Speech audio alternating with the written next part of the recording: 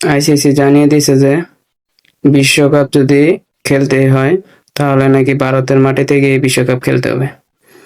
এখন প্রশ্ন হলো, বিশ্বকাপ যদি ভারতে গিয়ে খেলতে হয় তাহলে আমরা বিশ্বকাপে বর্জন করতে রাজি। আমরা এই বিশ্বকাপে অংশগ্রহণ করব না। আর যদি আমাদেরকে খেলতেই হয় তাহলে শ্রীলঙ্কায় ভেন্যুগুলোতে হাইব্রিড মডেলে আমাদের ম্যাচগুলো আয়োজন করা হোক। আগের দিন শেষ, দালালি চাটাচাটি দিন শেষ। এখন ইন্ডিয়াকে উপযুক্ত জবাব দেওয়ার পালা। আমরা বিশ্বকাপ অর্জন করতে রাজি, তাও ইন্ডিয়ার মাটিতে বিশ্বকাপ খেলবো না, এটাই ঠিক।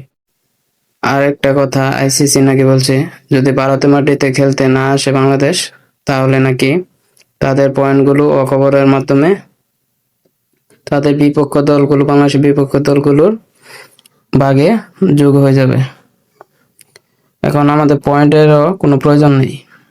যদি এই সিদ্ধান্ত আইসিসি এটাই নিয়ে থাকে তাহলে আমরা বিশ্বকাপ বর্জন করতে রাজি। টি-20 বিশ্বকাপ আমরা বর্জন করব, এটাই আমাদের প্রথম পদক্ষেপ। আইসিসি সম্পূর্ণ ইন্ডিয়ার দালাল, এটা বলার অপেক্ষা রাখে না।